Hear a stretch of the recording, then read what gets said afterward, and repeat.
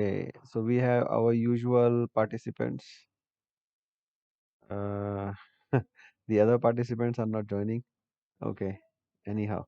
So, yeah, so we were discussing until we have discussed the room division, usually requirements. So, is there any question on those discussions that the past week discussion? No, sir, it's clear. Okay, and I hope you have seen the usually lecture on the FNB and operating other operating departments. FMB I have saw, sir. Okay, okay. So I'll be seeing tomorrow full day. I'll be giving it to the lectures that I've missed in the past 2 weeks because of my exam. I'll finish Uh-huh. them all tomorrow. Okay, okay, sure. Yeah. So basically this week we are going to focus on FNB and other operating departments. So today we will put our attention on FNB. And then tomorrow and day after tomorrow we will be putting again whatever is left over from today in FNB and the other operating departments. Just another thing, it there may be some internet disconnections during the class because I am out of Yangon. I'm in another property on a hotel inspection, and because of weather, the internet connections are not very stable. That's why I'm not operating my video as well, so that the bandwidth is minimum used. So if I log out, just stay back. I will try to rejoin. Otherwise, I will reschedule the class and then we'll cover it in the coming weeks. Okay. So without wasting further time, so let's start. So similar like rooms department, in FNB department, the segmentation is equally important, and it is defined in the usually to separate the revenue by type. So food revenue, so majority is food revenue, and then that is further divided into the venue revenue. So each venue will have their own revenue. So in a standard hotel you have in-room dining, you have the outlets, venue, venue, and then you have banquet and catering, minibar, and other food revenue. So venue food revenue includes all your individual outlets, right? So your bakeries, your snack shops, pool areas, spa, fitness facilities, restaurant, lounges, everything except these one which are shown below, in-room dining, banqueting, minibar, and other food revenue. So these are not included in the venue revenue. Even the venue food revenue need to be split out to each outlet separately, so that there is a clear distinguishment, and there is an individual profit and loss statement of each and every separate area, so that we can see which outlets are profitable and which outlets are not really profitable, right? The only major thing that is very which is varying here is the what is included in the food revenue. So it's a general concept. Sale of all the food items means the food menu, salads, appetizers, soups, everything, and the non-alcoholic beverages in the specific dining area. So now, some hotels may have a different definition. For example, if it's a bar, so in that case, all the beverages would be a beverage revenue, and all the sale of food would go as a food revenue. But in a food restaurant, which is all day dining, your specialty restaurant, where food revenue is majority of revenue, the non-alcoholic beverages, for example, coffee, tea, juices, will be a part of the food revenue, not a part of beverage revenue, even though it may be in the beverage menu, but the revenue will actually go to the food. So now I just want to ask you if you know where is the non-alcoholic beverages revenue being recognized in your hotels? It's in beverages. Non-alcoholic beverages as well? Yes. Uh-huh. Okay. And how about the others? Sir, in beverages. All is beverages. Yes, sir. Okay, okay. Yeah, but actually the usually definition which was revised in 2011, I don't think there was a revision in the definition itself. As per usually, the non-alcoholic beverages sale would go to the food revenue, but um, the hotels are following different concepts. So what I would advise is you need to have a clear policy. Like for example, in Shangri-La, we have a policy that we used to have a policy that if the restaurant is a food restaurant, so there was a definition say that if the 60% of the revenue of the depart of the that particular outlet in the past 6 months is coming from food, right? Not from the beverage menu, then it will be considered as a food restaurant. And the vice versa, if the majority of revenue, 60% of the revenue is coming from the beverages, then it will be considered as a bar. So there are different type of bar, right? There are bar which are serving primarily the alcohol or the beverages. There are certain bars which are serving both uh, food and also also the beverage, and the revenue maybe half or maybe food is more and revenue and beverage is less, depending on the concept, right? It's a Mexican bar, the food may be more, uh, or the barbecue bar, then the food revenue can be more. So in the Shangri-La, we had a policy. So we say that okay, if we every 6 months we're gonna review the past performance of the outlet, if it's and establish whether it's a food restaurant or a beverage or it's a bar. So if it's a bar, then the policy was that everything, all the beverages, whether it's alcoholic and non-alcoholic, i.e., the coffee, tea, and juices, will go to the beverage revenue. But if it's a food restaurant, then these non-alcoholic beverages, the juices, the tea, coffee, would go as a food revenue. But but the important point for accountants, for the chief accountants, in order to make a clear cost and revenue matching concept, is to see where is the cost of purchase going, right? So you may have to see how the ordering of the tea, coffee, and juices are and the fruits to produce those juices are being done. A majority of the places it's put into the food as a food purchase. So means whenever you are selling the tea, coffee, juices, there is always a cost transfer from the food to the bar, right? From the food cost to the bar beverage revenue. So then always in the cost report there is allocation from the inventory that certain ingredients has been used in the beverage menu rather than in the food. So that allocation is always done, and the chefs and the kitchens are normally keeping the transfers, internal transfers from the on their transfer papers, so that the cost can be transferred equally. So the only thing is you have to make sure two things. One is that the classification of your revenue, whether you are treating all beverages to beverages or non-alcoholic to food, you have to keep it consistent over a period of time. You should not change. If you want to change, you have to make sure that the prior years is also changed, so that when you are making a comparison, you know what is the there's no unnecessary variances created, right? The second thing you have to make sure is the cost, if is going to the right portion. If it's included in a beverage revenue, that means all the costs are related to the non-alcoholic beverage is also going to the beverage, also going to the beverage cost, not to the food cost, because that sometimes happen. That has happened in the past when we change the definition. The revenue was changed, but the cost controller was not aware of the change, so they did not really make any process in place to make sure that the food revenue was differentiated between the beverage cost and the food cost, right? So there was a cost variance in the so cost food cost was becoming higher and beverage cost was going very low, and the reason being there was not enough cost transfer.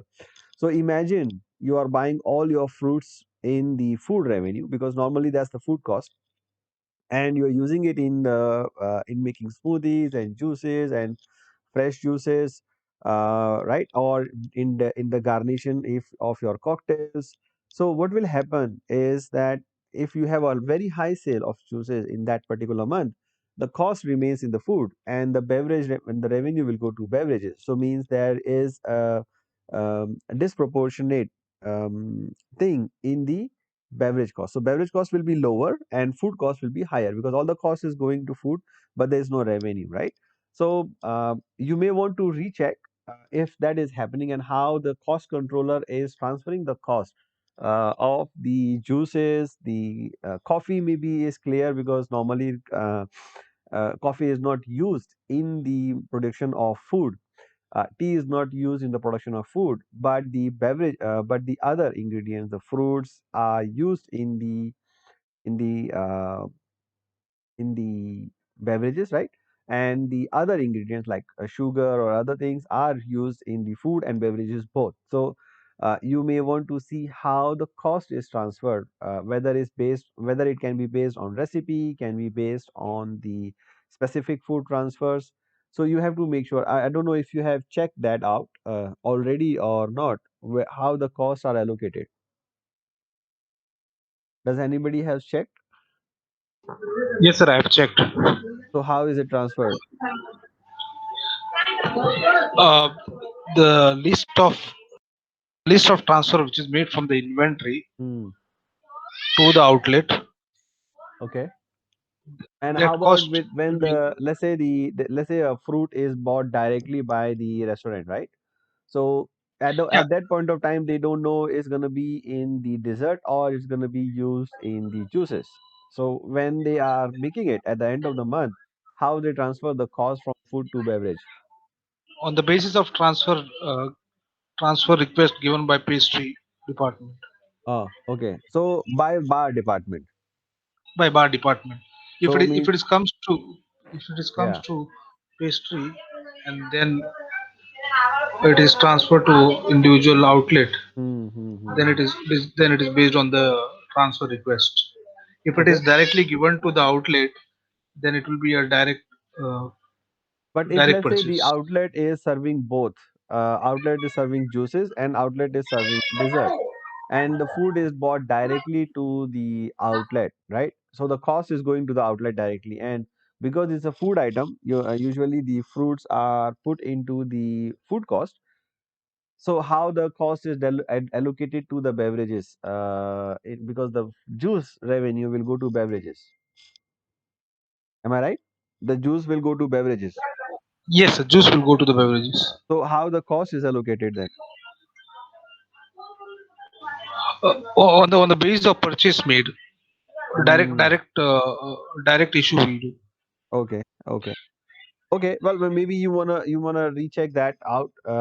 Let's say if the cost is going into the outlet as a food, how they are transferring from the kitchen to the bar, because juice is normally made by bar, and if it's going into the beverage revenue, they have to have a specific process how they are transferring the cost, whether it's based on recipe or it can be based on the specific request. But specific request is very difficult to make. I mean, it's not possible for anybody to keep a track of how many juices I sell today, and in that how many mangoes or how many oranges I use, right? So it's probably gonna be based on the recipe.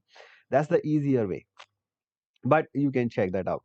So the only thing that I would suggest here is either to follow usually, but it's not really that important of a difference because the non-alcoholic beverages portion to the food onto the beverages is not normally very high. It's quite low, right? Most majority of the revenue is coming either from the food or from the non-alcoholic beverages. The sorry, alcoholic beverages. Non-alcoholic beverage revenue is not that very significant to impact the proportion or the statistics. So you can get away with the including all the beverages into beverage revenue. But the only thing you may want to check is the cost allocation. So the other allocation in this revenue is apart from the venue food revenue, you have in-room dining, banquet, which is coming from your events, minibar food revenue when they are selling in the minibar. Minibar usually is in many hotels they put everything into the beverages. But the packaged food and the non-alcoholic beverages from usually standpoint still remain as a food. But in many hotels like in Shangri-La, in for minibar, whatever we sell, cookies, candies, bottled water or any food, we just put into the minibar. Means as a bar revenue because it's a minibar. We don't really differentiate because it's not that significant either. And then you have other food revenue, means the other consumables which are really the not designated in the any of the outlet, right? So it can be anything else, maybe a takeaway as well. Then you have total food revenue, and then the beverage revenue includes only the sale of the alcoholic item, because non-alcoholic items we have already included in the food revenue. So from usually standpoint, beverage revenue is only the sale of all alcoholic beverages, and it includes the cocktails. So non see the mocktails, which is non-alcoholic, the revenue from usually standpoint would go as a food revenue. But the cocktails, because it includes alcohol, will be under the beverage revenue. And then you have to understand the similar way we have to recognize the cost of beverages as well, whether wherever we are putting it. The only challenge sometimes you have is the kitchens are making the transfer from one outlet or one venue to the other venue. So let's say there is a Chinese restaurant and there's an Italian restaurant. There is usually a transfer between the two restaurants because sometimes they are running out of inventory, or they may get food order from one outlet to another outlet. So usually there is a transfer. So the job of the chief accountant is also to see the percentages, and together with the food cost controller, you have to see if there is any significant transfers happening within the outlets. You cannot track each and every transfer, but so far as it does not affect your overall food cost, that should not be a problem. But if it's affecting the trends and statistics, means there is a major transfer, then you may have to investigate. Then you have allowances. Allowances similar are as in the rooms department we saw. Allowances are discounts. So means the revenue that we are calculating here, the food revenue and the beverage revenue is always the full sale, excluding of course the tax and service charge portion. But the other allowances, any reduction in the revenue because of the service problems, would have to recognize as an allowance, not in the error in posting. Error in posting need to be adjusted in back to the revenue, but the other any service related things you have to recognize as allowance, so that you can track what is the cost of mistakes basically, and you can see whether it's high or low in any particular month, and you can take corrective actions, right? Then you have the other revenues, which are not consumables but are other services provided in the restaurant, right? So you in the banquet, sometimes when you are doing the when you are doing the services, you have audio visual services which we are normally renting out from the third party. So here you have to be very careful. There are two considerations that you may have to understand. Is one is whether to recognize the audio visual revenue fully, means whatever you charge from the customer as a revenue, or only the net portion. Because sometimes let's say you don't have a projector in the outlet, and there is a guest party in the outlet in the birthday. So you have bought a projector and you told the guest, okay, the projector will cost you 2000 because the outside supplier is going to cost us at 1500. 500 is our margin and you will get it for 1000 for 2000, right? So that may happen. So in that case, how much revenue you are recognizing? You are recognizing 2000, or you're recognizing 1000, or recognizing only the 500 your service charge? How much you are recording as your revenue? Anybody?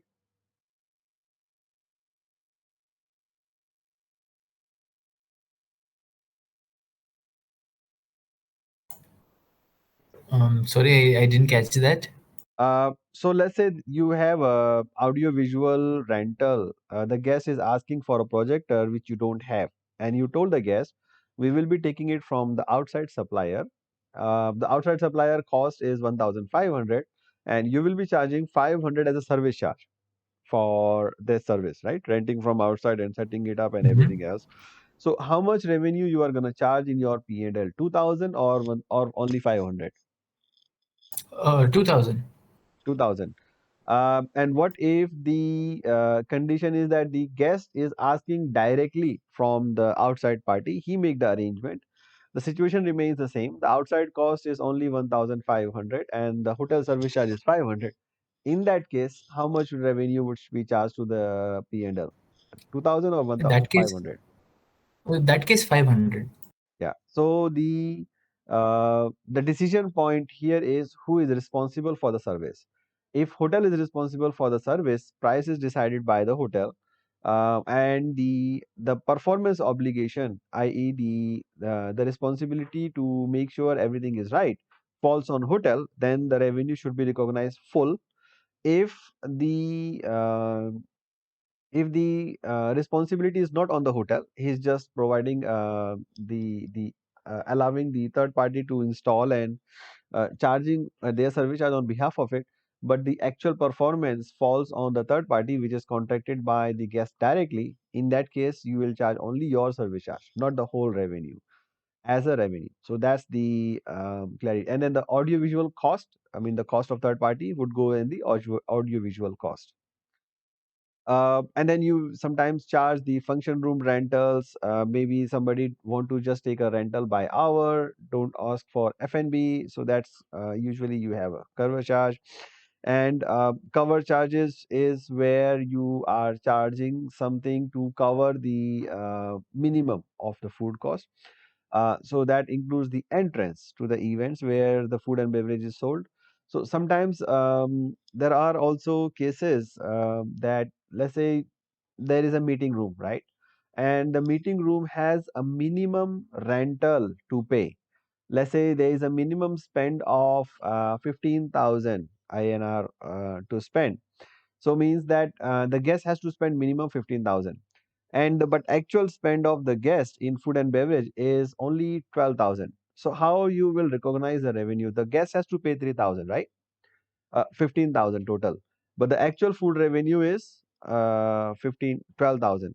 So would that 3,000, the additional 3,000 will go as the cover charges or somewhere else? Not sure about that. How do you charge at the moment? Wouldn't be aware of that process. Hmm. Hmm. Yeah, you may want to ask the the income audit, or if to check if there is any policy of that. Usually, sometime, but there is sometimes like this, right? That you have a minimum spend to put on as a, if you are renting out the ballroom, you are renting out the meeting charge. That say that you tell the guest that this is the minimum spend that you have to do, but everything is up to you. What you want to order, right? That happens. Yes, correct. Yes, does So happen. and sometimes the guest may not reach the minimum spend, but the hotel will charge minimum amount. So not everything will go to food and beverage, because actual revenue for food and beverage is the actual amount that is consumed by the guest. So additional amount would either be going as the cover charges or miscellaneous other revenue. In our hotels, we put it as cover charges because we say this is the minimum amount that they have to spend. So if they are not spending it, we will charge that as a cover charge. But many hotels, they say no, this is not a cover charge; it's a miscellaneous other revenue, because cover charge is usually only the entrance of the venue, not the differential between the minimum charge and the actual consumption. So it depends on the hotel. The only thing, you need to have a clear policy on it. Otherwise, the income auditor who is going to allocate the revenue may not know where to put these charges, right?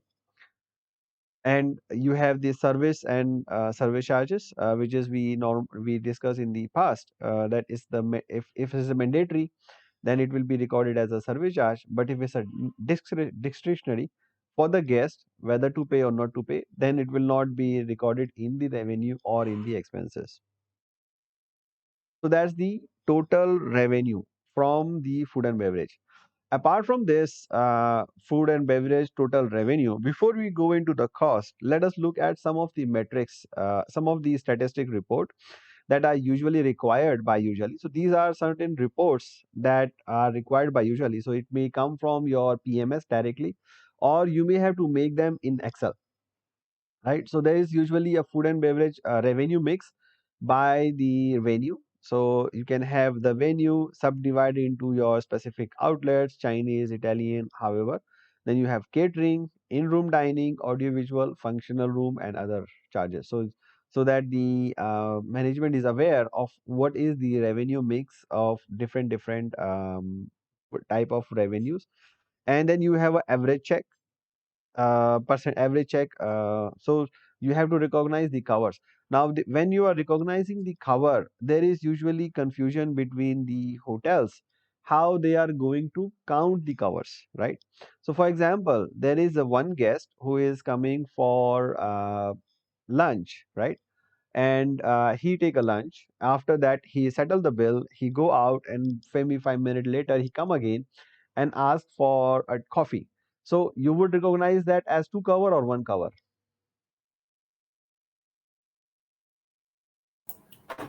Two covers, Why two? because there are two separate purchase instances. Hmm. And reason why it's should be two cover is because the cost of table setup, the amenities, everything is going to be double, right?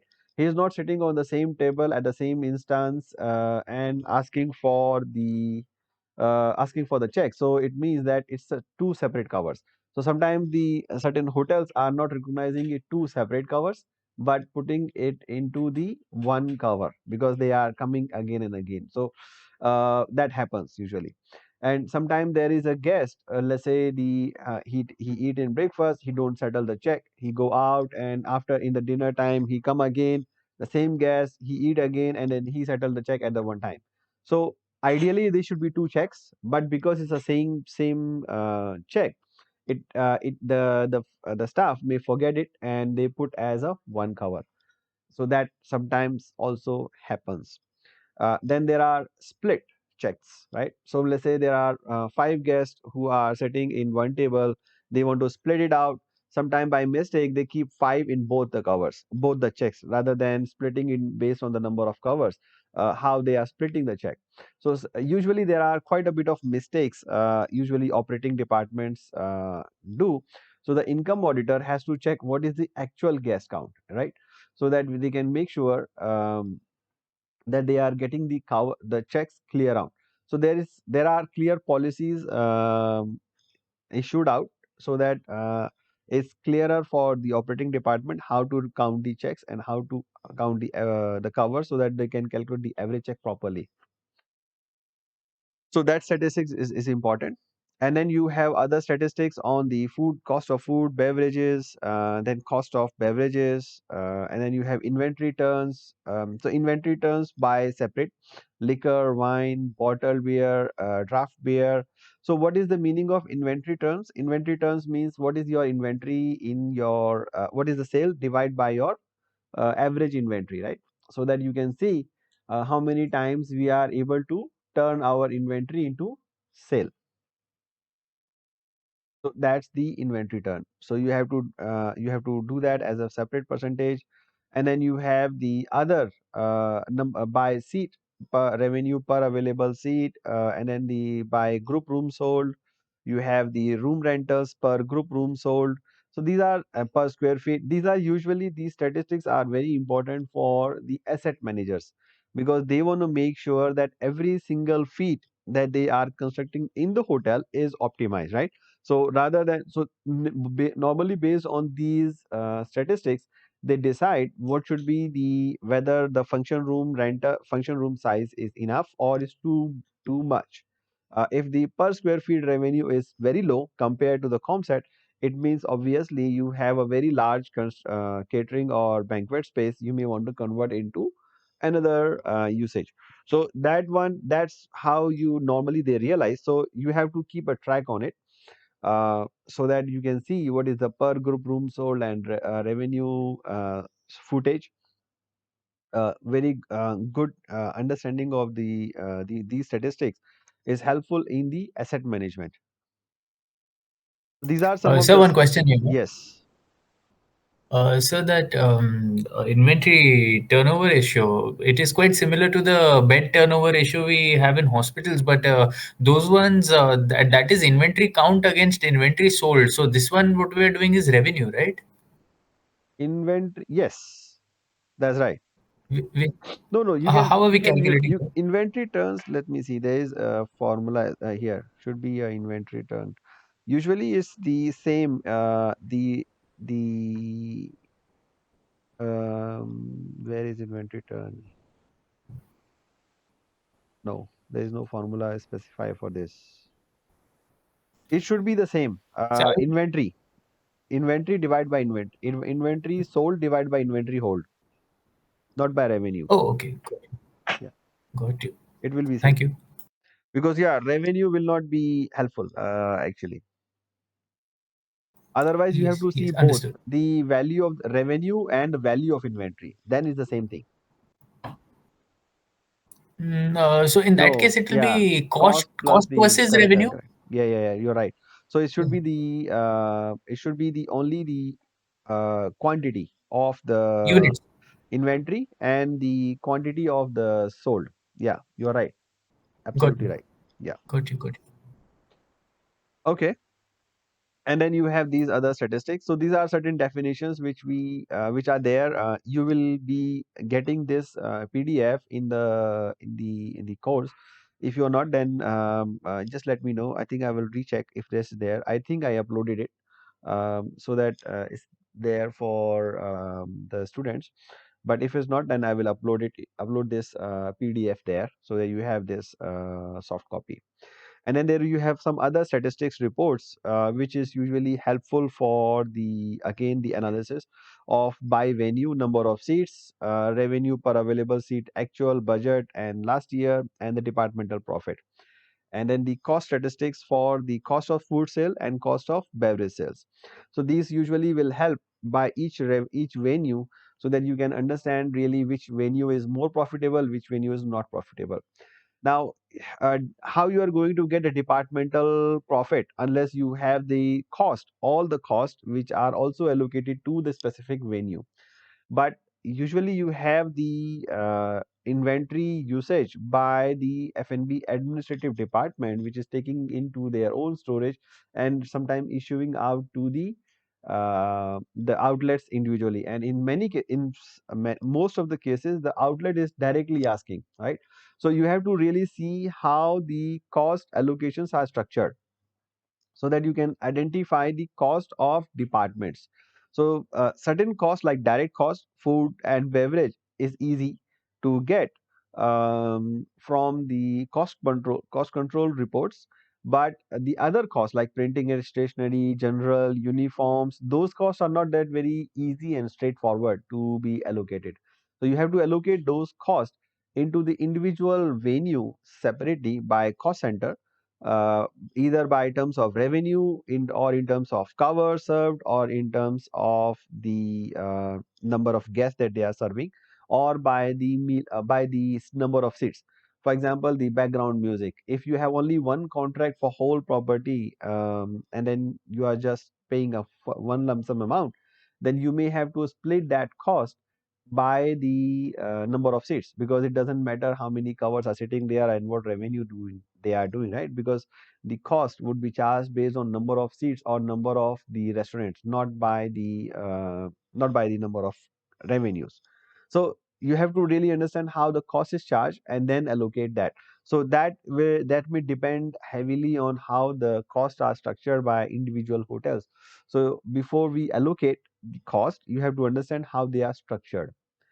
Then you have cost of sales, which includes the spoilage, wastage, are included in the cost of sales. So food costs include the coffee, tea, milk, sodas, and other non-alcoholic beverages. But in case you are recording your beverages into the beverage revenue, then these cost of coffee, tea, sodas, other non-alcoholic beverages will go to the beverage cost, except the milk and juice. Milk, you may have to see how much is used in production and how much is it used in the beverages, right? So you have to be clear on that. Uh, then you have the sometimes you have steward sales that is directly credited to the cost of food sales, because not really your the business of the restaurant to do a steward sales, right, or commissary sales. So you have to be to put those into the cost rather than into the revenue and put as a cost, otherwise your cost percentage will be very high. Okay. And the cost of sale also does not include cost of food used in production for the employees, because that's the cost which is put into the staff meal. So these cost has to be allocated properly, right? And also you have to make sure there is a enough allocation and there is a correct allocation for the complimentary services, gift, amenities, chocolates given in the rooms for complimentary or staff dining or the gifts. So you have to credit that out from the cost of sales so that you get a right cost of food cost.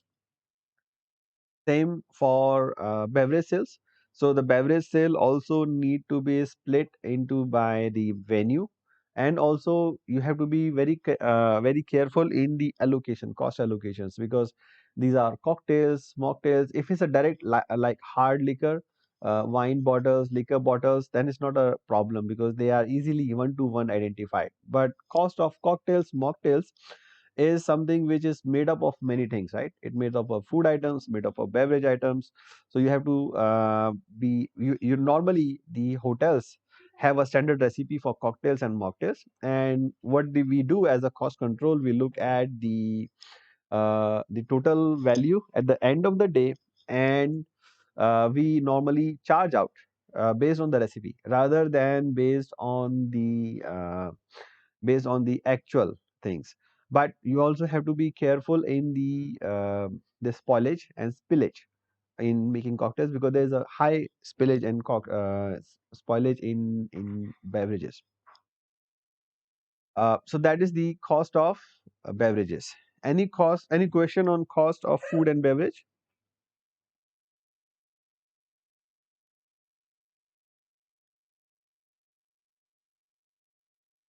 Any cost? So, question not on food and beverage in pertaining to food or beverage, but in general about a revenue center. I had a query, like one particular unit does not have food and beverage revenue center in it, and it's getting food and beverage from another revenue center of another property. So that goes under catering, right?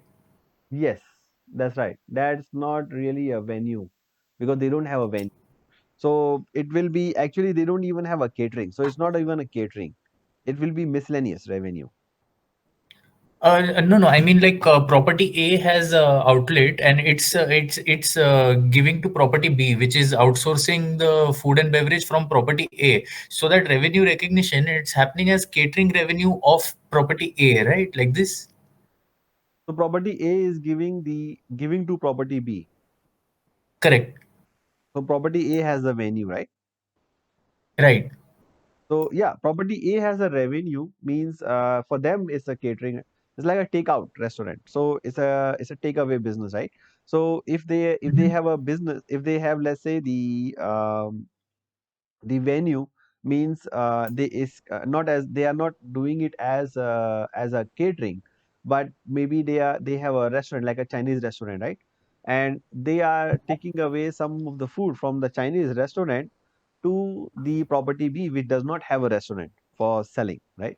So in that Mhm. case, that revenue will not go as a catering. It's still a revenue for the restaurant, not catering Property revenue. A. Yeah. But the complication is, what if it gets posted to rooms in property B? It doesn't matter property how they are posting in property B, because let's say there are Oh. two things, right? Property A is has a Chinese restaurant, and it's giving some food as a takeaway to property B, which does not have a restaurant, right? So for property Mhm. A, this will be treated as a Chinese restaurant revenue, not as a catering revenue, because catering revenue is different. Catering revenue is for the functions which are held in the property or outside property, but they are as a function. Mhm. It's like a group, Mhm. Yes, right? yes.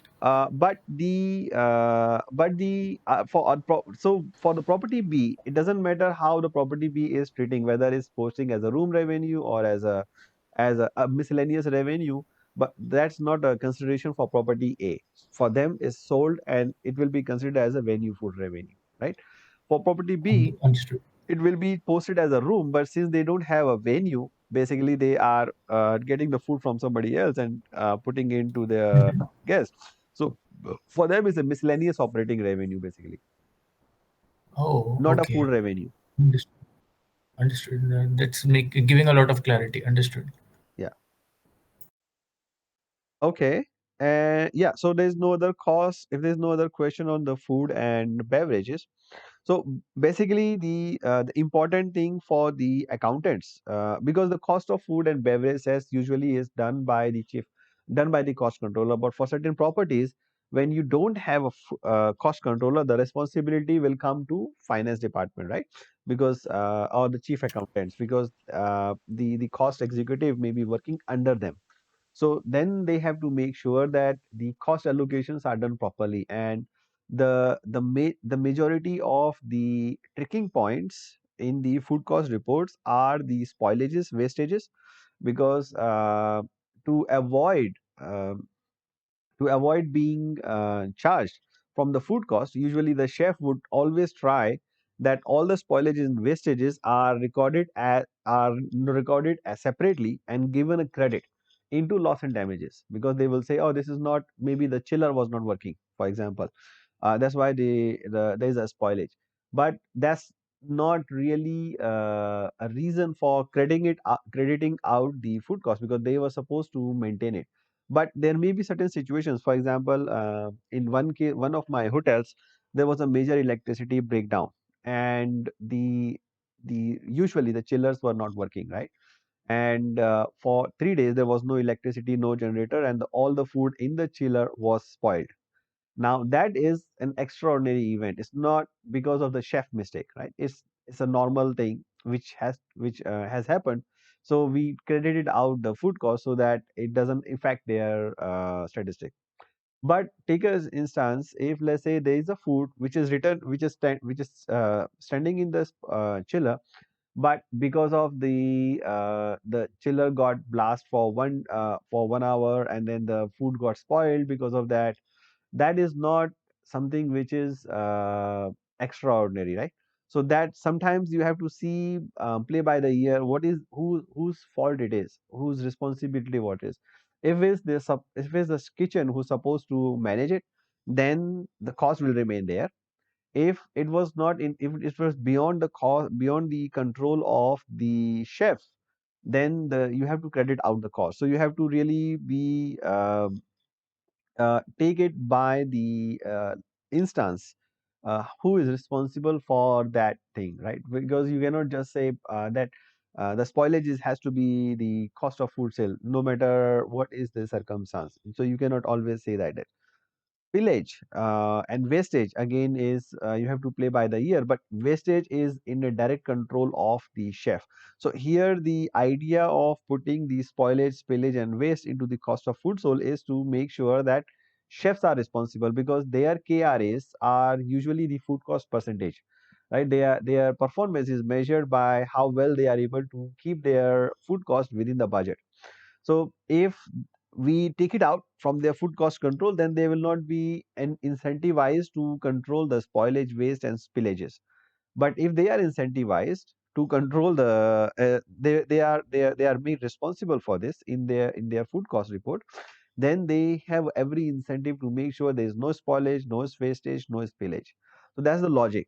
But you have to always see what is the real reason, whether it was in the control or not in control, because you don't want to mix the extraordinary and non-extraordinary events into the same cost report. So the next year your food cost report will become higher, right? So even if, let's say, this year food cost is high, what would happen next year? You will get a difficulty because of the high food cost. So you will use that high food cost as a basis for next year budget. Means you will allow them to spend higher amount than they should, right? So that's the important factor that you have to remember when you are making the food cost report or analyzing the food cost report. How much portion of it is really the spoilage, wastage, and spillage? So you need to put a control in the next coming budgets. Okay. Sir, one question. Yes. Sir, if there is no position in the property of cost, like if there is no position of Cost cost controller. control position in the in the property, Hmm. and for chief accountant, it will be very difficult or additional task to take closing inventory. Yes. Can we charge entire transfer requisited by outlet? Yes, very good question. I can tell you this, I have implemented in Shangri-La. So what was the mandate, because our hotel was not in profits. So I was tasked to reduce the cost of labor in the finance department. So the only thing I could do is to slash the cost control department. So means I take out the cost control department completely. But since there are a lot of things to be done, the month-end inventory, the cost allocations, the menu engineering, the menu preparation, and everything else.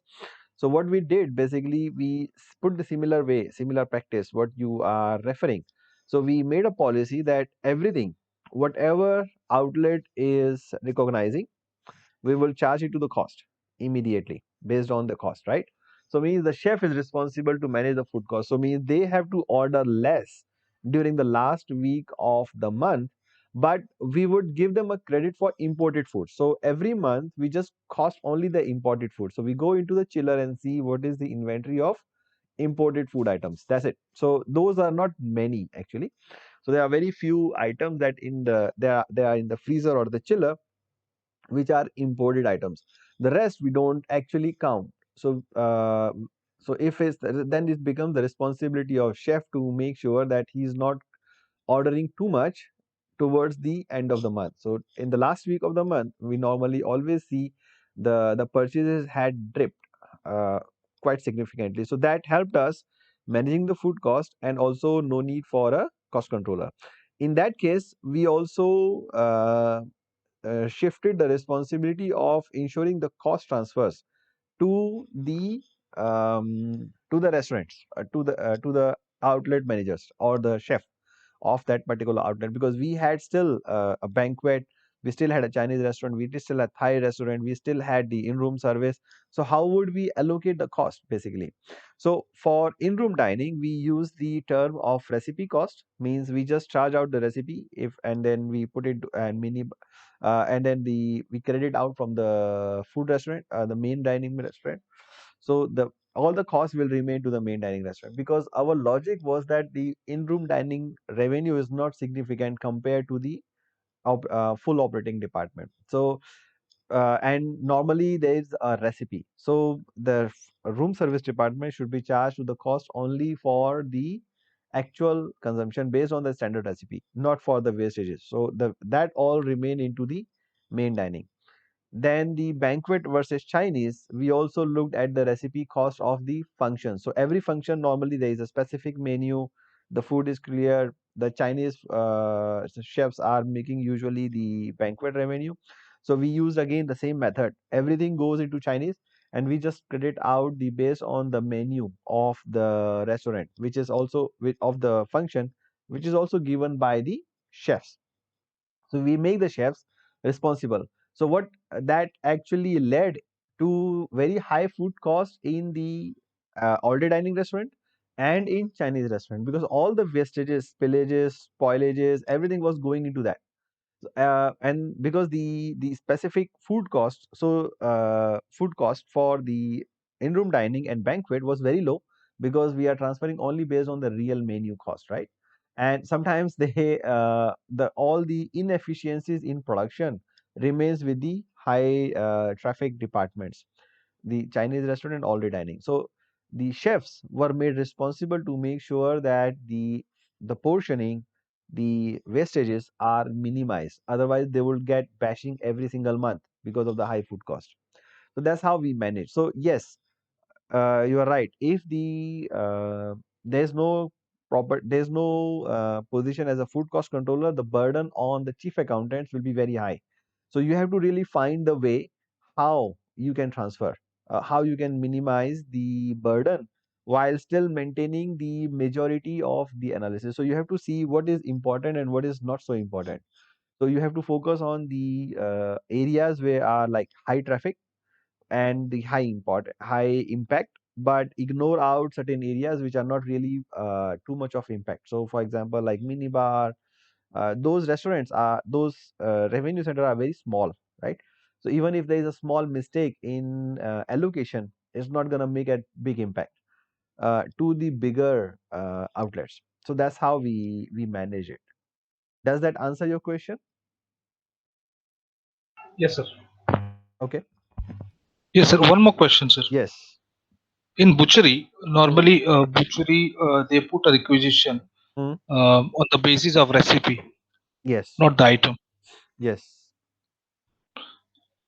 So Yeah. usually the cost, for example, the how the butchery works. Basically, if you have a butchery, it means that maybe you have through two restaurant, three restaurant, four restaurants which are serving, right?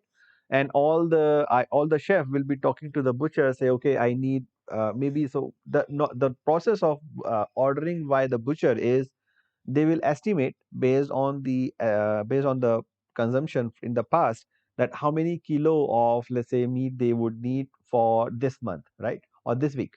So they would order in bulk. They will cut the slices and take out the bones and everything and fillet and whatever is requirement by the chef, and they will transfer out to the individual restaurant. So normally the butcher keeps a record how much is the transfer to individual restaurants. But there's always a difference between what you purchase and what you transfer out, because when you purchase, you are purchasing the whole meat. So there is always a yield cost, right? There is always a wastage between the restaurant. So usually the cost controller is responsible to make a yield test, yield of the rest of the final product which is being transferred to the individual restaurant. So usually the butchery will have a record how many kilo they bring in, what they did, how much they have transferred. So mean the rest is a yield loss between in the production. So the cost will be allocated to individual department based on that proportion of transfer. So for example, let's say you are buying a beef, right? So sometimes you may buy a whole beef, which is including the bone and the blood and everything else. But the Chinese restaurant getting some portion of beef, all the dining is getting some portion of the beef, the other restaurant is getting some portion of beef.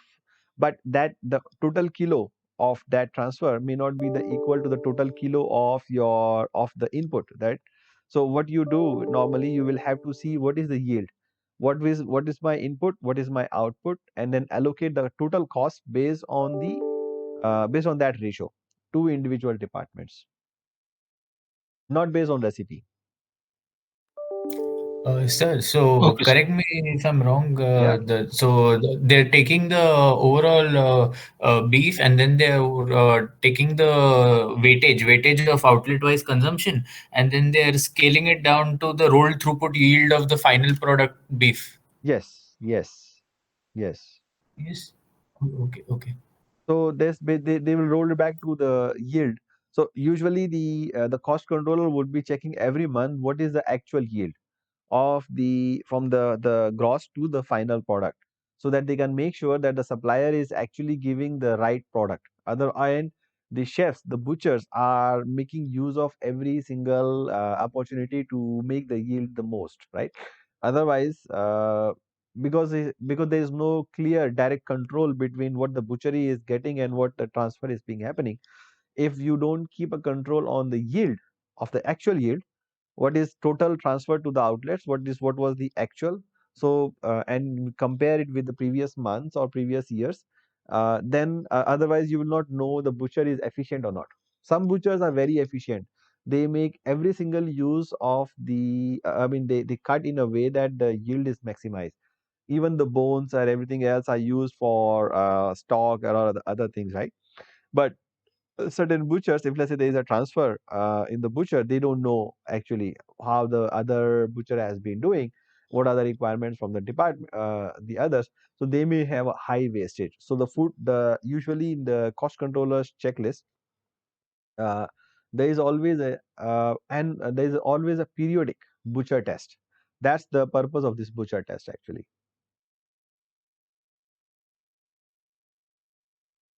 Noted, sir. Noted.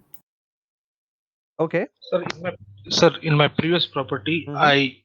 I came across one word called residual cost. Mm. Yeah, with So, regards to butchery. so what was the meaning of the that residual cost? Sir, What what was the term? What was the that residual cost?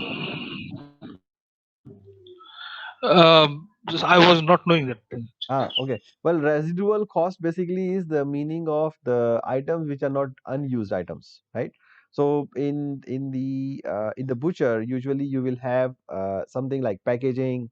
There may be packaging, there may be defrosting, there may be the blood which is going out as and is of no use basically. And then usually you have a leftover items like the bones, the head of fish, or the other items which you still can use, but not for the purpose of your main dishes. So those items are used for other things. But this residual cost is not accounted anywhere. Basically, it's a part of your yield loss.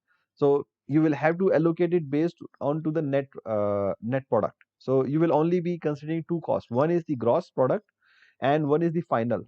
And then the gross cost will become the cost of the final net product, basically. So if you have 1 kilo of beef which is come to the butcher process, you take out the bones, take out everything else, and the final is left only 800 grams. So if you bought at $2, then the $2 will become the cost of 800 grams. So that's a yield loss of around 20%. So the residual cost is just only a term to show in the cost sheet, out of my total $2, what is the value of the residual items that we are still showing in the process. So there are three types, right? One is the final product, one is the waste which is going out and has no use, and then the rest is the leftover, means the things which are not really a waste but not really a part of your final product either. That is the residual cost. Noted, sir. Okay. So that is the cost of food and beverages, both. Tomorrow we will be discussing about the other cost. So the other cost will include your audio-visual cost, which is very clear, which I am discussed in the previous. But there will be other costs like the labor cost, which is similar to what we discussed when we were discussing the rooms department, and also the other specific costs related to the food and beverage department. So we will be discussing that we will be discussing tomorrow, plus the other operating departments. Okay.